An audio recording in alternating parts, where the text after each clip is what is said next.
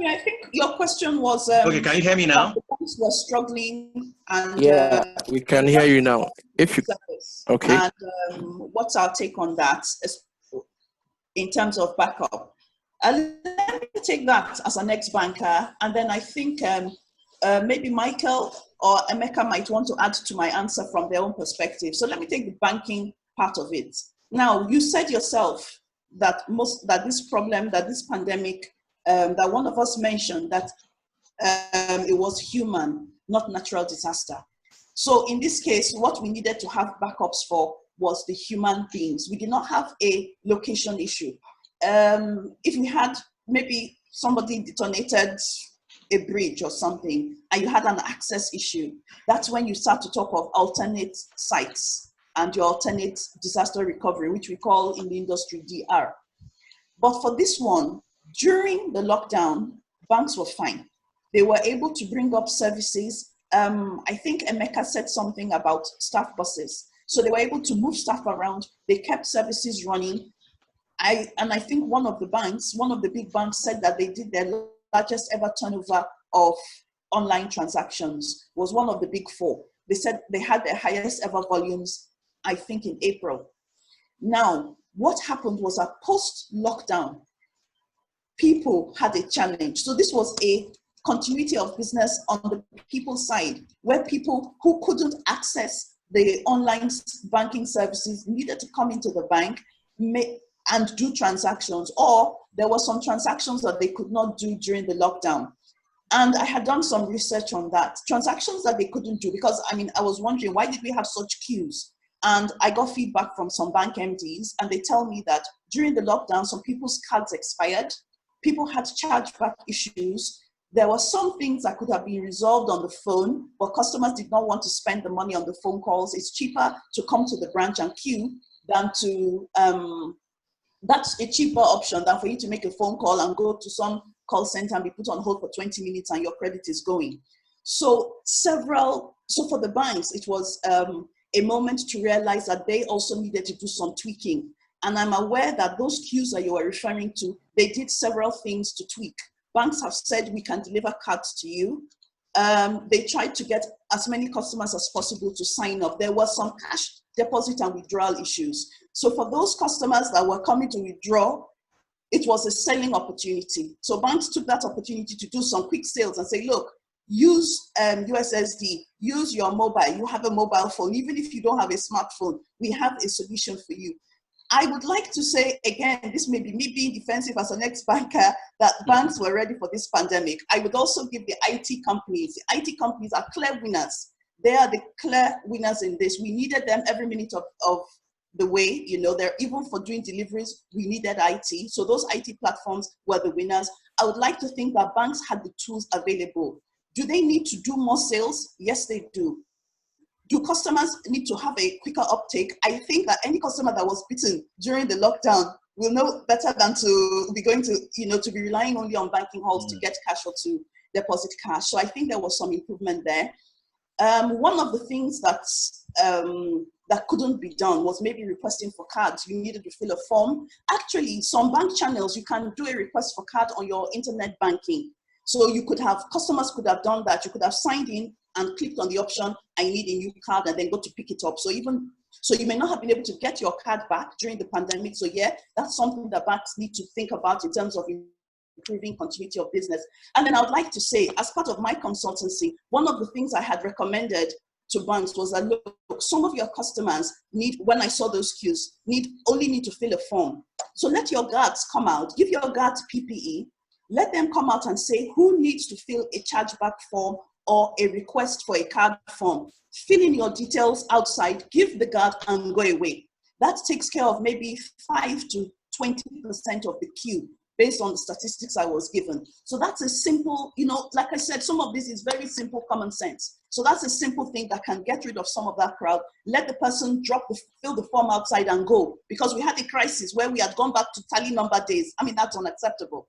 So that's as part of advisory, that's one of the things I had done to say, okay, look, do this and, try and control those queues. But yes, of course, we still need to do better. Let me hand over to the tech guys from their take, because I'm giving you a purely banker perspective. Let one of the others give something better or something different rather.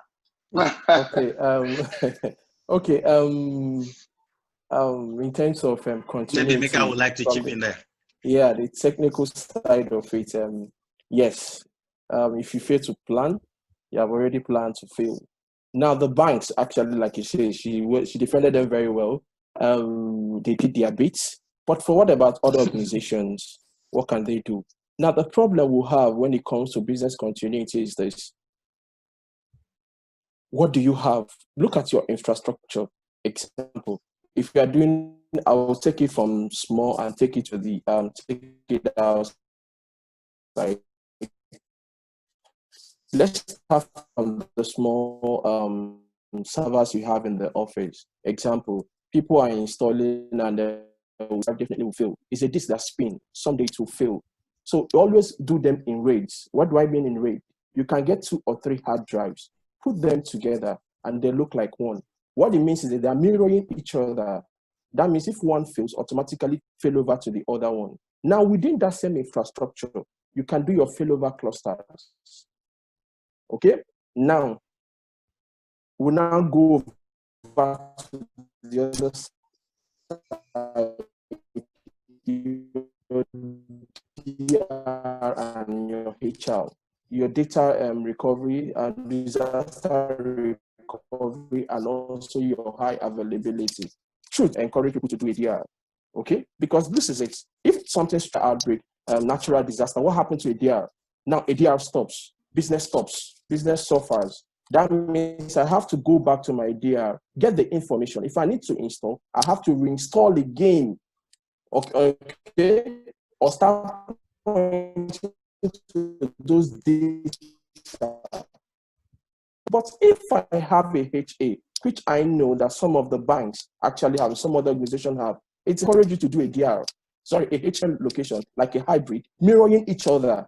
Example, let me take for example, UBA. At UBA Marina, you have your server room there, but they have a data center with, let me not mention name, a data center at Ogombo or the one at Orego. Okay, so what happens if for one reason or the other, diesel supply, whatever at UBA goes down? What happens?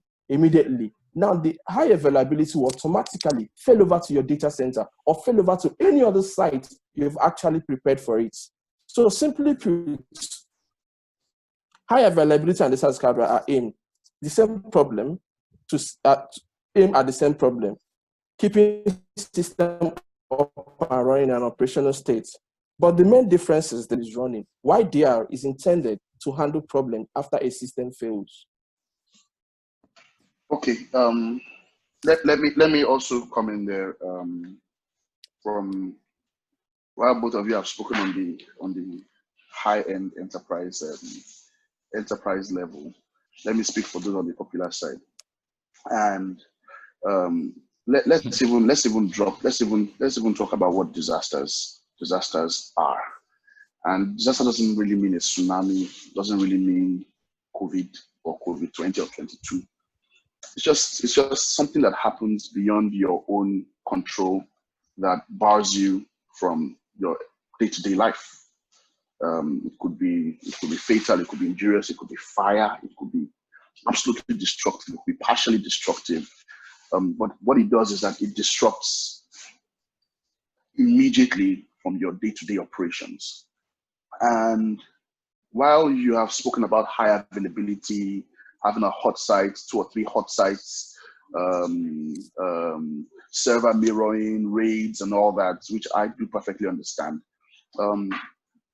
There are simple businesses today who make millions of naira still operating with Excel sheets on their laptops. And as simple as road accidents, theft, fire in the building, floods can bar them from this basic information. As my kid is enough, in as much as I love her so much, it's enough disaster with a hot cup of coffee or hot cup of chocolate around my laptop and it just pours and spills and the whole thing short circuits. But the important thing is the basic principle every business, no matter how big you are, no matter how small you are, should have is being able to access your organizational data when you lose the primary one. Think about it when your phone crashes and your contact details disappear. It's the same thing for a business where there are 2, 3, 4 systems in the office. They come in one day and they see that it's been boggled and taken. And they just realize that, oh my God, our 3,000 customer list is gone. Our staff payroll is gone. Our 6-year financial data, invoicing, company information is gone. The originals of their CAC and statutory document are gone or fire, or they're down in the fire. And they just realize that, oh my, there's nowhere that I have saved or even scanned to save or duplicated this information to. And the simple principle of having access to your data, secured access to your data in any event of any issues is the basic underlying aspect. Now, what you now do to it in terms of recovery and then getting back into operational status is now, it's not part of it. But being able to have your data small businesses use tools as simple as Google Drive. Every day, our Android phones now recover all our contacts, pictures, text messages, emails to Google Drive. And with a small dollar, or even possibly still within the free package, you still have about 5 or 10 gig that you can use to upload data. Oh, I have this customer, whatever, I upload it. My marriage certificate, I upload it. My company certificate, I scan it, I upload it. So if the originals or the main source systems, something happens to them, you can say, okay, you know what, hey, I have the access, I have everything here. Let me copy and put everything on another drive and then see how we can continue business within 1 or 2 days. So data access for me is the underlying factor here. Okay, thank you very much.